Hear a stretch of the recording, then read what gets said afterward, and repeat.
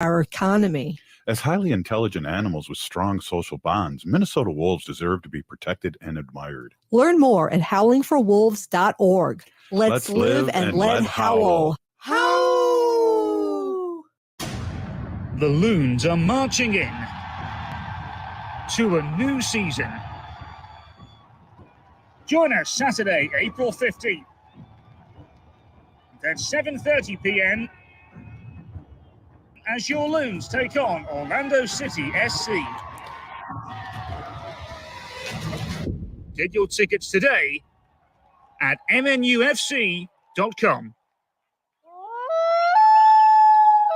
Hey, Ogimaa, I've been hearing a lot about this term, climate justice. What is that? Climate justice is recognizing that the negative impacts of climate change don't affect all people equally. It also means transitioning from a fossil fuel-based economy to a more sustainable future. MN350 is one of the groups that's pushing for this transition to protect our futures. You can even get involved too. That's great, especially since I'm concerned about pipeline projects like Line 3. How can I help MN350? Just find them on Facebook or visit mn350.org.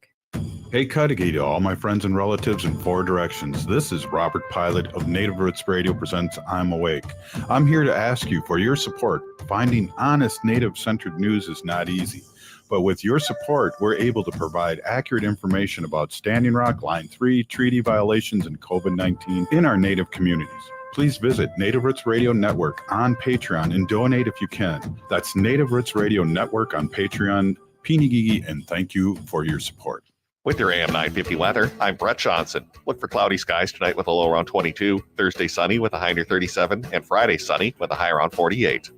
At 30 Bales, they celebrate the best of Midwestern cuisine with bold recipes, clean ingredients, and craft spirits that play with unique flavors of the Midwest. 30 Bales is a gathering place that offers a taste of our region's personality. Located across the street from the Hopkins Center for the Arts at 1106 Main Street, more at 30bales.com. Portions of Native Roots Radio may be pre-recorded. It's a good day to be indigenous. Get up, stand up. They are going to become more brutal. Because all the hippies were trying to be Indians anyway. They're going to become more repressive because it's a matter of dollars and their illusionary concepts of power. Hey, Victor. We must live in balance with the earth. And also with recent happenings at Wounded Knee. I am awake. Welcome to Native Roots Radio Presents I'm Awake, and I'm your host, Wakanja Hade. Hey, Buju Anin relatives, this is Ogimaa Ganuakwe. I'm here with Native Roots Radio Presents I'm Awake, and we're, we're live on the air, coming in from central Minnesota, and we welcome everybody to the show today. I usually kick off with the news here on Native Roots Radio Presents I'm Awake, and the big statement for news everywhere is that after 30 years, Winona LaDuke has stepped down or resigned her position as executive director of the environmental justice group Honor the Earth. Honor the Earth was co-founded with the Indigo Girls and Winona LaDuke 30 years ago, and she submitted her letter of resignation as the co-executive director to Honor the Earth's 5 board members on April 3rd, yesterday on Monday, and the board accepted it unanimously after much discussion.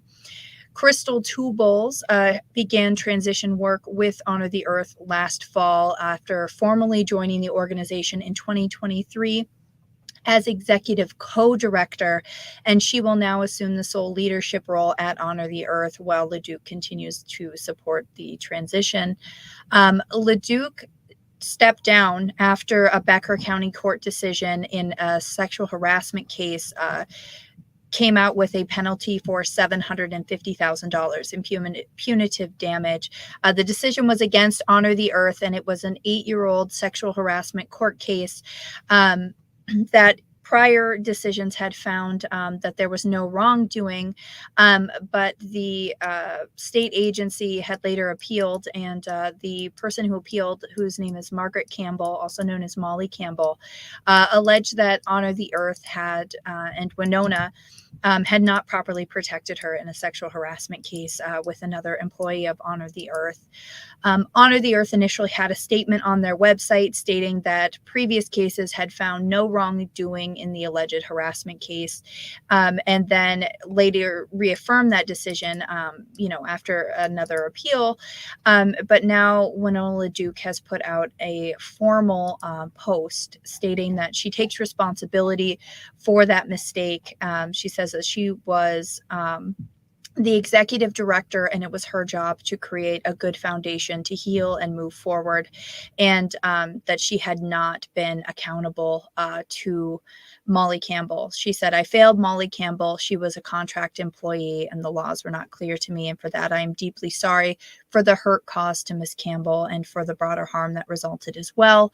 She cites that Honor the Earth was a small organization at the time and they were scarce on resources. And that was a big reason that she was unable to properly handle this case. For those of you who have been following this, you know that there's a lot more to this, and it's definitely something that is kind of being talked about all over the place. There's all different kinds of opinions and information coming out about this case. Some of it is new information. Some of it is public information that many people maybe weren't aware of until this case came through. And, it's one of those times of deep change and transition for many organizations. And this lawsuit shook the relationship with the NDN Collective, according to Minnesota Reformer. The NDN Collective is an Indigenous-led advocacy organization, and they contribute funds to Honor the Earth. And the organization's partnership ends in the middle of this month because they said Honor the Earth had violated its grant funding agreement by not notifying them of the litigation. NDN Collective only learned of this lawsuit after the jury's decision was reported in the news.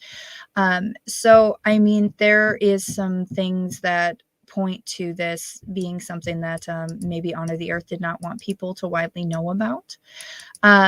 To kind of cover what happened with Margaret Campbell. Margaret Campbell worked for Honor the Earth from 2009 to 2015. She was initially an intern and then a paid employee who was assigned to help develop and assigned to development and special projects. And in 2013, she began working with Michael Dahl, who also joined the staff from the radio station operated by the White Earth Land Recovery Project, which is also founded by Winona LaDuke. And Molly alleges that Michael Dahl made sexual remarks and other sexual gestures towards her and others, and in some instances in front of other people, and that LaDuke was dismissive of her complaints and basically wrote them off, saying that he lacked social skills and that he couldn't be held responsible for his words or actions, and even told Campbell at one point that Dahl was not dangerous. And Campbell says that the board members at that time were also dismissive, and an Honor the Earth board member notified Campbell that she was being placed on an unpaid administrative leave for speaking about the sexual harassment with a staff member of another organization called the Indigenous Environmental Network, which frequently collaborates with Honor the Earth. And she later received a letter from Winona LaDuke's lawyer, which claimed legal action if she did not stop defaming Honor the Earth and walk away quietly. So these things were put into the legal case that came against Honor the Earth as well. There has been a lot of work that happened with Honor the Earth in that time. Obviously, these cases have been going on for the past 8 years. So I know that the community is really fraught with emotion right now about how we continue to move forward in this work and in this community when we perhaps feel we cannot trust those that have been leading these organizations and doing so much of this work and really inspiring the next generations. So I'm not even sure how I feel about that. I don't know what redemption looks like in these cases, and I certainly have mixed feelings about how all of this is going. I do think that I agree with a lot of people who are saying that it was right of Winona LaDuke to retire or to put in her resignation per se, and to issue that apology to Margaret Campbell. But 8 years is a long time for an apology. So this is just kind of where we're at right now. And I just wanted everybody to know that we're aware of this and that, to keep updated on what happens with this. So it looks like I am going to kind of wrap up here because we have our guest who's coming on today. Today we have a special interviews with Zoe Allen with Susan Allen, who's a former Minnesota State representative, and they're both members of Sicangu, Lakota, and the White Earth Nation. If we're ready to roll those clips, we can go ahead and roll those clips. Boujou relatives, this segment of the show is supported by the Minnesota Indian Women's Sexual Assault Coalition. Hello, relatives. This is Zoe Allen. I'm Sicangu, Lakota from the Rosebud Nation, as well as Anishinaabe from White Earth. And we're here today talking with my auntie, among many other things, Susan Allen. She's a lawyer. She's a former representative in the state. And she's done so many things in her life. And we're just here to talk about what some of those things are. So Susan, if you can just kind of give yourself like a bit more of an introduction, maybe talk about what exactly your job is, and also whatever else you want to do to introduce yourself. Sure. Thank you, Zoe. Glad to be on. So I'm Zoe's auntie, and so I'm from Rosebud, and our family is we're Lakota, Dakota, and Ojibwe as well. So from Yankton and from White Earth, so on both sides of the family. And so I grew up mostly we started out in South Dakota. My brother was born, Joey's dad was born in Eagle Butte, and I was actually born on the Ute Reservation in Utah. My sister was born in Iowa, Sioux City, and then my son was born on the Navajo Reservation. And so. Hey everybody, we'll be right back with Native Roots Radio Presents I'm Awake. There's a little bit of a teaser today with the interview with Susan Allen, former representative of the state of Minnesota. Stay tuned. We are the Alusa Nation.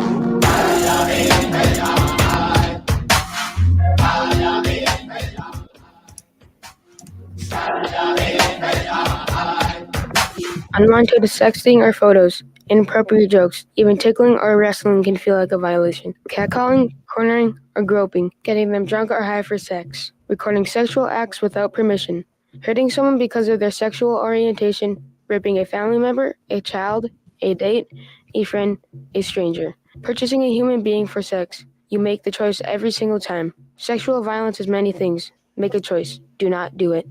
Sponsored by the Minnesota Indian Women's Sexual Assault Coalition. Hey, Ogimaa, I've been hearing a lot about this term, climate justice. What is that? Climate justice is recognizing that the negative impacts of climate change don't affect all people equally. It also means transitioning from a fossil fuel-based economy to a more sustainable future. MN350 is one of the groups that's pushing for this transition to protect our futures. You can even get involved too. That's great, especially since I'm concerned about pipeline projects like Line 3. How can I help MN350? Just find them on Facebook or visit mn350.org.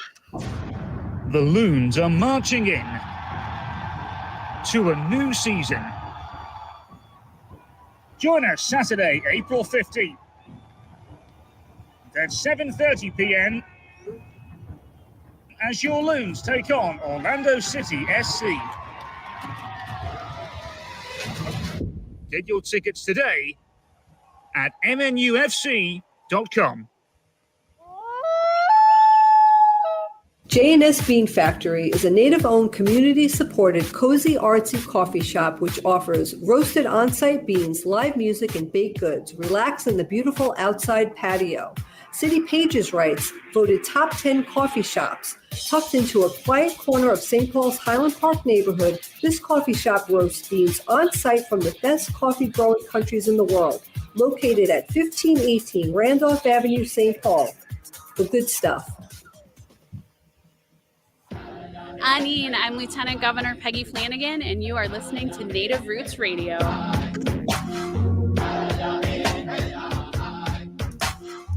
We are Hey, welcome back to Native Roots Radio Presents I'm Awake. I'm Ogimaa and today we have a special interview with Zoe Allen and Susan Allen, who's the former Minnesota State Representative. They're both from the Sicangu Lakota Nation and the White Earth Nation here in Minnesota. We'll step right back into that interview again with Zoe Allen and Susan Allen. Welcome back. So we moved around a lot because of my father's job. And basically, I started a little later in life going to school. So I had my son when I was just turning 20, I believe. And so I waited a little while, and I went to Minneapolis Community College. Back then it was MCT. And that was a good place to start because I think some of us are what I would call educationally disadvantaged, in the sense that I stopped going to school, I think in high school. So I didn't complete high school, so I got a GED. And so MCT was a great place to start and get caught up. And so that's what I did for 2 years. And then I went to Augsburg, and Augsburg had some great programs for Native students. Back then there were probably about just a handful of us, but Bremer and Cargill pretty much gave us a full ride to go there. Nice. And so I studied economics there, and math, and then that helped me get into law school. I think because if you can demonstrate that you can handle difficult courses, so I think that it's sort of you have to sort of plan early about getting into law school. Right. And what kind of originally set you on the track to become a lawyer? You said you studied econ. I didn't even know. I'm sure you told me before, but I forgot you studied econ. How did that lead to doing the type of law you practice now? And also, could you kind of describe what kind of law you practice? Mm-hmm. Well, getting into law school not is difficult, but not impossible. So I went sort of not a traditional route. So the LSAT, which I think they're trying to get rid of, which is pretty much biased, and so I didn't put too much emphasis on that. What I did was there was a program at University of New Mexico that the BIA funds. It's the Pre-Law Summer Institute. And so it can be a place where it mimics the first 8 weeks of law school. So if you do well in that program, you can get recruited from that program. Or like in my case, I applied to the University of New Mexico Law School, and it was conditional on me. Acceptance was conditional on me doing well in that program. So I did well in the program and got in. So that was how I got into law school. And then, I always think that I won the lottery. I mean, it's like there's so many. How do you stand out in law school when you're interviewing for your first job? And so I say I won the lottery because I got into a law firm, and then on a partner shareholder track. And so those opportunities are hard to get, those positions. And so I think one thing I did in law school was study areas of law that would be useful for tribes, for representing tribes. So I studied a lot of tax law, and then wrote a memo regarding a sort of unique tax issue for tribes. And so that was caught the attention of the partners in the firm that I applied to, and so I was invited to join, and it took a little while. I did not pass the bar the first time, and so it was oftentimes the bar prep and is expensive, and you still have to work, and so I didn't have the time that I needed to spend on it. So I had to make time for that with help from family, and so got through that and got licensed, and that's sort of the path there. Mm-hmm. Yeah. And what initially sparked your interest in law? I mean, we don't have not to my knowledge. Do we have any other lawyers in the family? Like, No, or- but we did have. So my father, your grandfather, was Episcopal priest from Pine Ridge, and his mentor was Vine Deloria Sr., who was an Episcopal priest, and his son obviously is Vine Deloria Jr. So we were. He would often come to the house and visit, and so your brother and I would sit and listen. And so I was exposed to the early development of Indian law as an adolescent, and then I read a lot, and my dad had a library, and he had all the books from Vine Deloria, and one of them was Custer Died for Your Sins. And so that was, and then at that time, AIM was developing, and Russell Means is our cousin, and he, because his mother watched us when we were kids, when my parents would travel, Theo, and so I saw that change. They were like white collar, like educated California Indians, and then they started growing the hair long and red shirts and vests, and started going to powwows. And so it was the first time really becoming overcoming that sort of stigma and that shame of like being an Indian and being proud and learning about the culture and participating in community events and then activism and everything that AIM stood for, and then what Vine Deloria and my father were doing with trying to, going to Congress and getting, with the development of Indian law. And back then there were probably just, not that many Indian attorneys. So they pretty much laid the groundwork. So that's how I got interested. And I just, from that point on, I wanted to be an attorney. It just made sense. And my mom said I argued all the time. So that made perfect sense to her. So, That's funny. That's hilarious. That's also kind of why I was thinking about it too. Still in the back of my mind, not quite sure, but yeah, always been a debater. We both are in the family. But you taught me, I think one of the most important things you taught me is to make sure you know what you're talking about. To back up your claims as a lawyer should. Yeah, so I guess quick, I mean, just for my personal interest, what were the Delorias like, or what was Vine Deloria Jr. like? And what kind of conversations did you overhear growing up? Or were there things that were discussed in, your household that really kind of ignited a fire in you to do this type of work?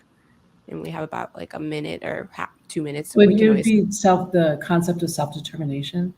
So Mm. to self-determination. So at the time, Nixon was president, and he passed the Indian Self-Determination and Education Act, and so money was set aside for Indian students to go to school, and so I think that the self-determination and being able to articulate what sovereignty means for tribes, and being able to protect your cultural identity and cultural artifacts, and to be able to have a government, to be self-governing.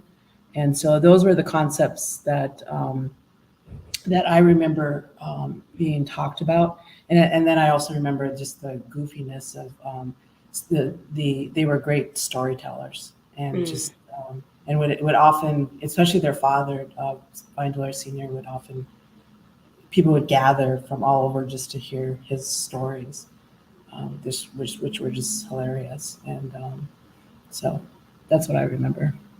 Wonderful. Well, great. So we'll be right back after a short break, talking more with Susan Allen, who's a lawyer and also a former representative in the Minnesota State Legislature. So stay with us.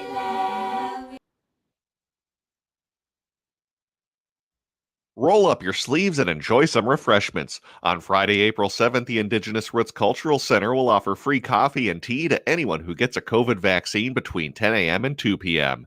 You'll also receive a $50 gift card. The event is open to the public, and while walk-ins are welcome, early registration is encouraged at interfaithaction.org. So protect yourself by getting vaccinated while enjoying some free coffee and tea. That's Friday, April 7th at the Indigenous Roots Cultural Center in St. Paul. Hey, it's Tom. Since 2009, All Energy Solar has been providing solar energy solutions to customers. With fully licensed electricians and installers, you can be sure that your solar installation will go smoothly. The team at All Energy Solar understands that every customer is unique. They'll take the time to survey and understand your property to find a solar solution that works for you. One of the biggest advantages of going solar is the opportunity to take advantage of the many solar incentives available. But it can often be confusing to know what you're qualified for. All Energy Solar professionals will help you find out what savings you can apply for and even help with your applications. This is especially important since many rebate programs have limited capacity and are first come, first serve. So it's important to have a professional on your side who will make sure you get every eligible rebate. Get a free no obligation assessment from All Energy Solar's commercial solar specialists by calling 800-620-3370 or visit allenergysolar.com. Hey, AM 950 listeners. My name is JP Darbagosian, and I'm the host of This Queer Book, Save My Life, the show that celebrates life-giving LGBTQ stories. Every Sunday, I talk with LGBTQ guests about the queer books that help us live and love with pride. This Sunday, I chat with Joe Perazzo about Breaking the Surface by four-time Olympic gold medalist Greg Louganis, and Greg joins us for the conversation. And you can join us every Sunday at 6 p.m. right here on AM 950, the progressive voice of Minnesota. Hi, this is Chad from AM 950. Snap Construction is arguably the most well-reviewed roofing, siding, window, and insulation contractor in the metro. Ryan is so excited about working with AM 950 and our listeners that he wants to help us grow. This is Ryan, owner of Snap Construction. I was friends with Chad long before I started marketing with him. I was a bit skeptical of radio advertising before Chad convinced us to run ads. The advertising's been so successful, we want to help the station grow. We've absolutely loved working with the listeners of AM 950, and we all know how extremely important this radio station is to the community. To help AM 950 grow, Snap Construction will be putting up proceeds to assist the station in marketing on social media. Snap Construction encourages you to follow, engage, share, and interact on the AM 950 social media platforms. Together, we can all work to ensure AM 950 continues to thrive and grow in our communities. We stand by our work with a lifetime craftsmanship guarantee. For a free estimate or more information on our financing, call 612-333-SNAP or check us out online. Hey, it's Patrick for Zero Res. April is National Pet Month, and if you have furry, fluffy friends, you know they're not always careful about where they do their business. Plus, warmer weather is on the way, and that means they will be shedding that winter coat all over the carpets. But whether you're a pet owner or not, make sure to take advantage of Zero Res Showering April savings on you before the May flowers and the May Pet Fluff Showering on your carpets not far behind.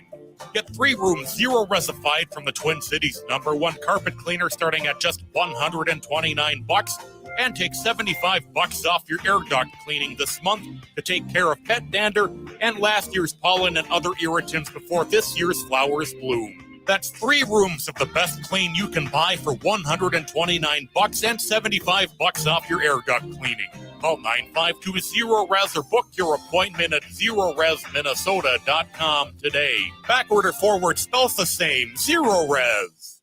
With your AM 950 weather, I'm Brett Johnson. Look for cloudy skies tonight with a low around 22, Thursday sunny with a high near 37, and Friday sunny with a high around 48.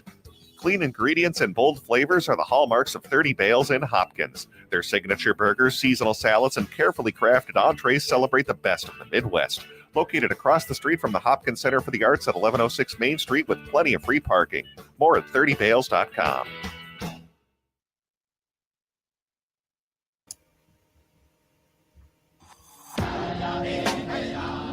Hi, this is Representative Sharice Davids from Kansas. I'm Ho Chunk, and you're listening to Native Roots Radio.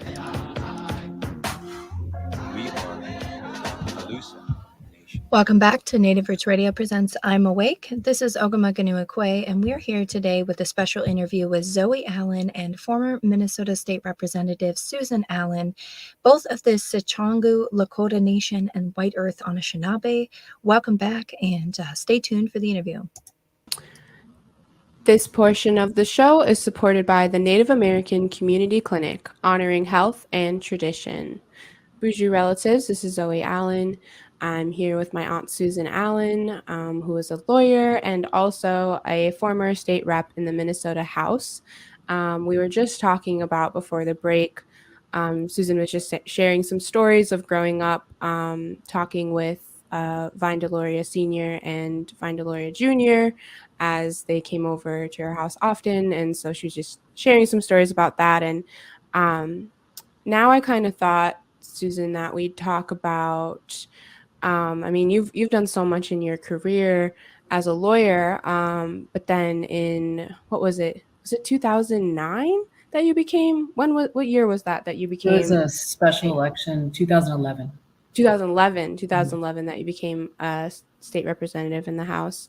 How did that start? Honestly, this will be news to me. I feel like I've never really asked you like how that all came to be, because you had been practicing tribal tax law for I don't know how many years prior to that. But how did you go from that position to, wanting to become a politician? Mm-hmm.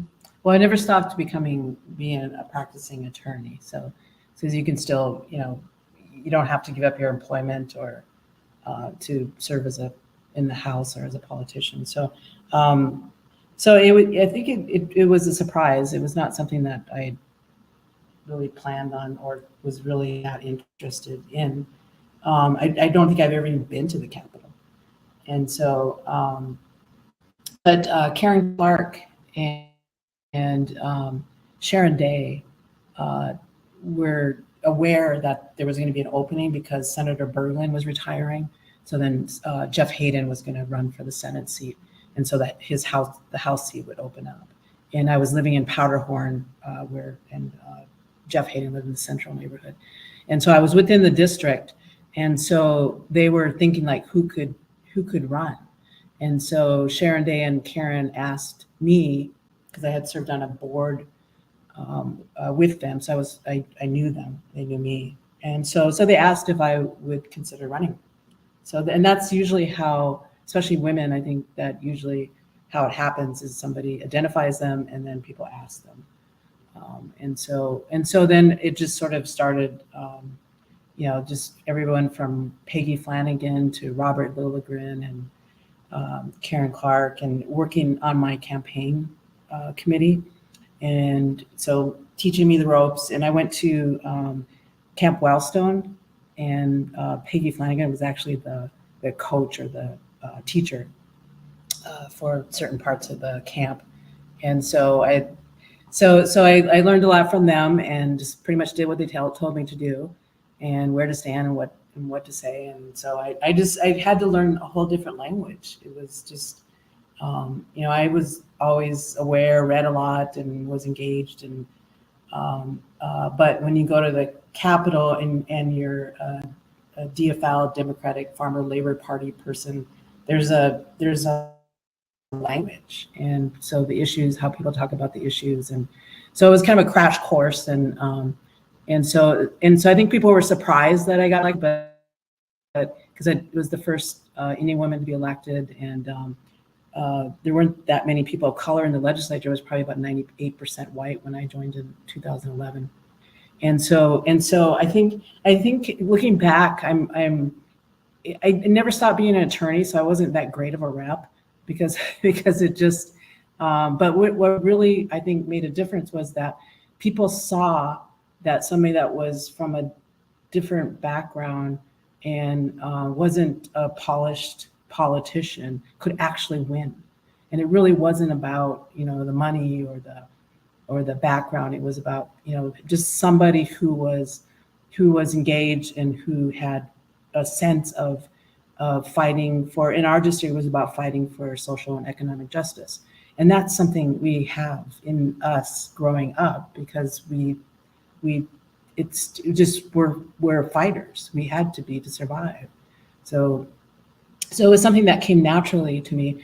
But I think what it accomplished was that people saw that if I could win, they could. And so I was happy to serve for 3 terms, and a lot of the stuff that we worked on, issues like banning conversion therapy and restoring felony voting and expungement and driver's licenses, all those we were working on back then. So, change is slow, and all that's the current with the DFL having control of all three houses, or the two houses and the executive branch, that those things are finally getting passed into law. So I'm very happy to see that come about after so many people have been working. They never stopped working on those issues. So and it took like a decade for that work to pay off. So. Right. And also, along with being, like what you said, the first Native American woman to be elected into the House, right? In Minnesota. You're also the first openly gay Native woman. And so I'm really curious to hear about how that also shaped things for you. And I just remember you getting sworn in under Abraham Lincoln in the Capitol, and that was just the craziest thing to see, is this huge, portrait of him. And for our listeners that may not know, Abraham Lincoln called for the execution of 38, actually 40 Dakota men. And it was a lot larger before that, actually. I think it was always going to be like 200, but it came down to 40. And that was, oh gosh, I don't have the year, but that was in Mankato, Minnesota, after the Dakota War. So it was such a beautiful thing as your niece to be there to see you step into that role. But I'm curious, because it was 2011. Like, what did that look like for you as also like a gay woman? I can talk a little bit about that, and also just mention that I think it was the swearing in. It was the first time that people could recall that a drum was brought into the chambers of the House, and so we had a youth drum group. I think there's a YouTube video on it, and also the symbolism of that weird Dakota also. And that Governor Ramsey, whose picture is in the hall, issued an exclusion order for our people. And we actually had relatives that were around Prairie Island that were incarcerated and moved to Nebraska and to South Dakota and ended up in Yankton. So all of that was to be able to. I think what Sharon Day described it best, and she said that at the end of my term, she said, "Thank you for bringing all of us with you there." And so I think it was something, having a presence for Indian people and tribal people in the state to feel like they were there and that it was a place that they were welcome and it was their house as well. And so that was, it was very, very moving ceremony and time. So as far as being gay, out, and always been out, and I think it just, for me, it's been easier that way. And also I did it, I think the same thing, like running, that people could see that you could do it. I also am out because I want it to be something safe for people to do. And I have the privilege where in my position and that it is safe for me, but it's not safe for everyone. And so it was important for me to be out so that others can, safely at some point where we're all working for, and especially transgender. And so I think going to the legislature, I think sort of, shatters sort of people's stereotypes of LGBTQ people, and that because it's so easy for them to say that to categorize us as others and they don't have to deal with us. But when you're right there in the same space that they are, then they have to deal with you on, a civil way and on terms that are important. I think that makes a difference. So when you join a place where you've been excluded, you change that place forever. And so I think that's important. Right now, it's amazing because there's 12 members of the LGBTQ caucus at the legislature right now, and this just happened in less than 10 years. And there's another Native woman, Representative Keeler from Moorhead area, who's in the House, and Jamie Becker Finn. And then we have Senator Kunish, who's the first American Indian woman, or first Indian woman to be in this as a state senator. Which so it's still, so that they're the true the ones that are really skilled in learning that way of a politician and gaining influence. So I'm really happy that they're there, and that they took this, that they've made this commitment to serve long term, and so we can all be thankful for that. Right. And I was just trying to get the name right too of Alicia Kolozinski. They are Two-Spirit, or they identify as Two-Spirit, and they're from Duluth. And yeah, so they're in the Minnesota House now too. Yeah, I mean, I think it's really important to just acknowledge the fact that, yes, like while you say like Heather Keeler and Kunish, they're the ones that are like really getting down to like writing bills and are really out there fighting for us, but you open the door to make that happen. Like there always has to be a first, there always has to be the person that's not that's willing to bear all of that, because I'm sure, I don't know, I'd be interested to hear. I mean, we have about a minute left and we can talk about it in the next segment too, but was there pushback, or did you receive any kind of discriminatory I guess opinions from people, or was it just so much support that you weren't, you didn't really pay attention to that? Well, I think initially when I was running, people were concerned because they say, well, that's fine, she'll do great things for Indian people, but what's she going to do for us?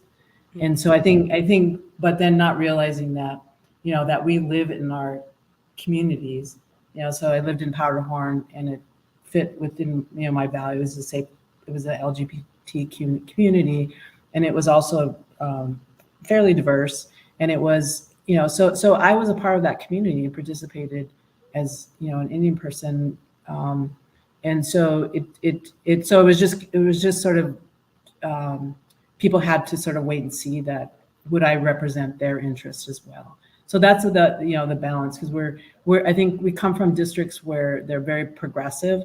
So we're allowed, we can, any sort of, for any people, it's about economic and justice. And so that is something, it fits within their values, so they have no issue with it.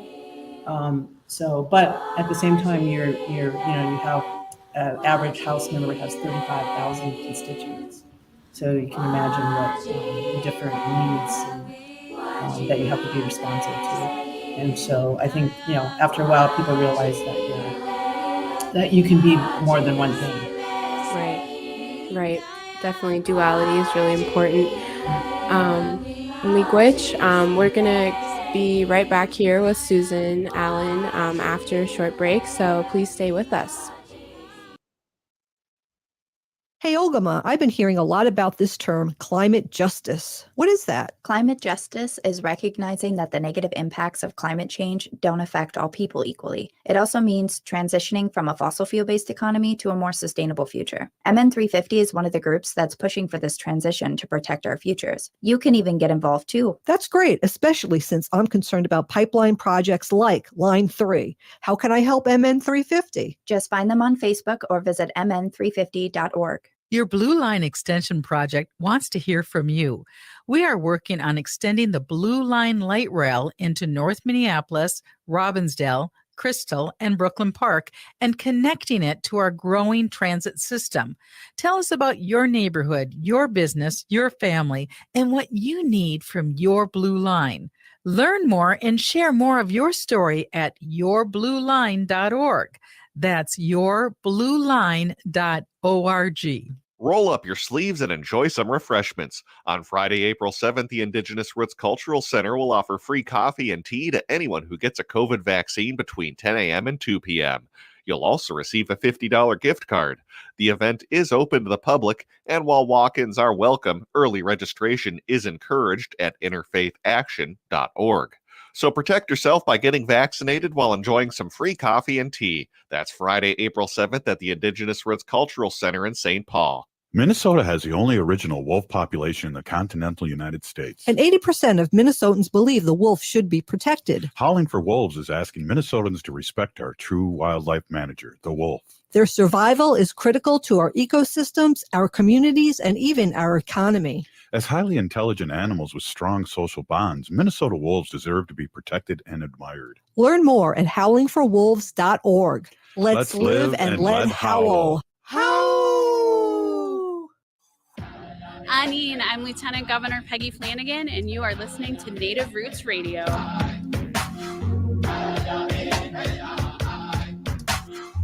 We are Alusa Nation.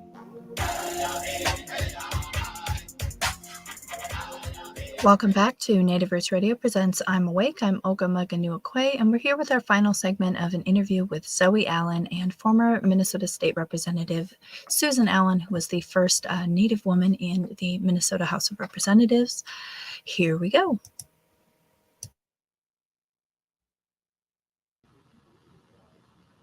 This portion of the show is supported by Howling for Wolves, protecting wolves for future generations.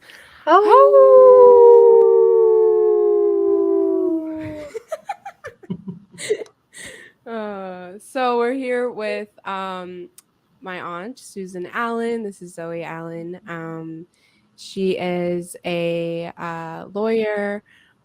She's also been a state representative in the Minnesota House. And before the break, we were just talking a little bit about what that experience was like, and how much has changed since she was elected into office in 2011. So Susan, you were mentioning, I think, I don't want to get the number wrong. Did you say 12 members of the LGBTQ caucus now? Yeah, I believe it's like 11 or 12, right? Okay. Yeah. Yeah. And one of them is does identify as Two-Spirit. And so I'd love to talk to you about that. But before we get into that, what were some of the issues that were really important for you during your term? And what are some of the things that you follow now that may be happening in the House or just at the state level? Well, at the time I was there, it was in 2012, we then had, it was similar to now, we had the majority in the House, the Senate, and then the governor obviously was Democratic, or DFL. And so we were able to pass significant legislation. And the one thing that we passed was the marriage equality. So I was one of the lucky ones to be able to vote for marriage equality. And so the issues, I, as an Indian person, a lot of resistance comes from, being the pressure to be assimilated. And so making sure that that we have in policies that the legislature adopts or laws that are passed, that different groups are recognized, so that the way you administer services, mental health services, transportation, judicial system, that it recognizes that there are issues that are specific to certain populations, so certain communities of color, LGBT, and also those with disabilities. And so those are the things that I focused on, was trying to be inclusive, so that those groups were considered in all policies. And I think at the time you saw that there was a commitment to do that, as far as from the governor and the commissioners of the different agencies, to be more inclusive and to start to hire people that reflected those communities, and to study into those issues. So I think that those are the things I worked on, just day-to-day stuff, like just bringing about awareness to those issues. And then with assimilation, it was like marriage was not something like, it wasn't marriage, we don't have any as LGBT.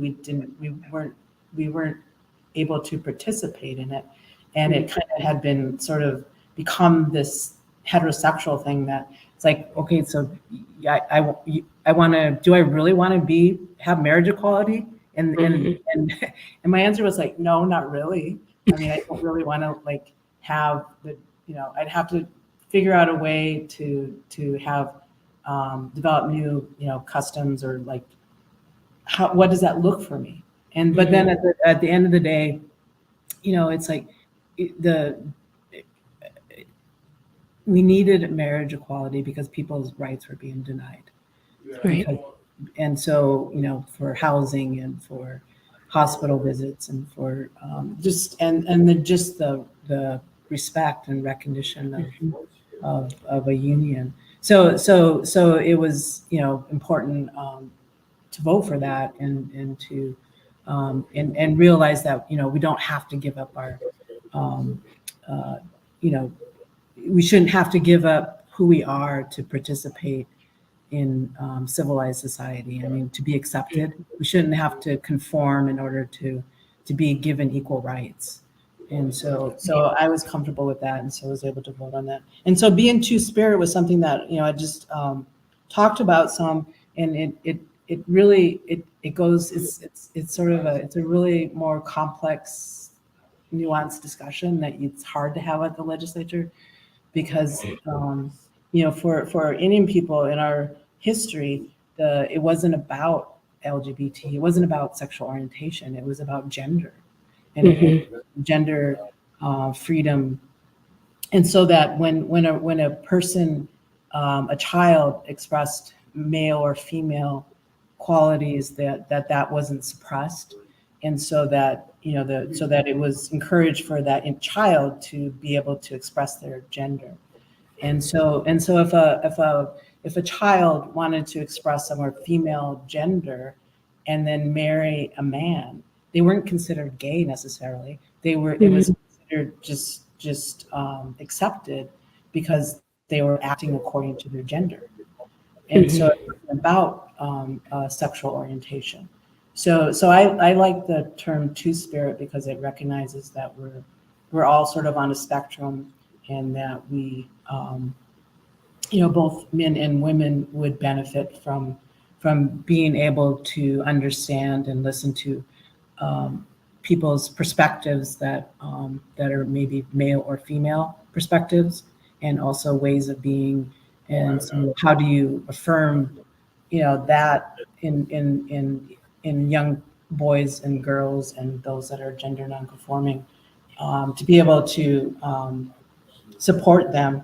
And it's not about, surgery, it's not about drugs. I mean, all those things have their place, but it's just really about just affirming who people are and accepting, how they want to express themselves without judgment or, shame, or so that those are the kind of, that's why I like the two-spirit that framework rather than about sexual orientation, because who cares about, sexual orientation is private. It's but gender is something that we all, it's very much who we are. Right.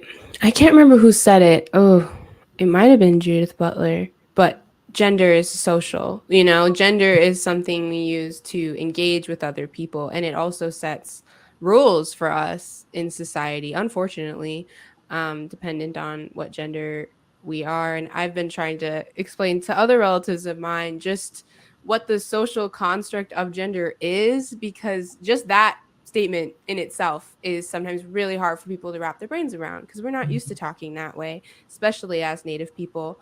And people look at me like, what do you mean? Like, say what you mean. And I was just thinking about how two-spirit people also had, it's a spiritual role too in traditional communities, and that two-spirit people were able to go into families that had lost a loved one and take on that role, so that family could grieve and do what they needed to do to honor their loved one. And then that two-spirit relative could take on whatever role, because they're two-spirit, and the gendered rules were different for them. And I just think that you speak to a really important point in just saying that it's about how we express ourselves, and it's about how we identify as Indigenous people, and not so much about our sexuality, because it kind of seems like in today's world, and it's totally warranted, it just kind of all gets lumped into the same category of like LGBTQ issues, when it's like, yes, but also really deeply spiritual, and only Indigenous people can identify as Two-Spirit. And Two-Spirit's also like a relatively new term too. I mean, I don't know how long ago it came about, but no, really important to speak about. I guess for our last couple minutes here, we have about like 2 minutes left. Is there anything else you would want to leave with our listeners today? Is there any advice, especially I always ask for the youth, there's any advice you would give them if they wanted to pursue the type of path that you have done? Yeah, again, going back to that, that sort of label as disadvantaged, educationally, economically disadvantaged. So those are it's not something that, it's just there are a lot of students that are from all different background, and whether white or of color or Would you let native, animals pick your insurance? that You really have, need to experience are economically or educationally disadvantaged.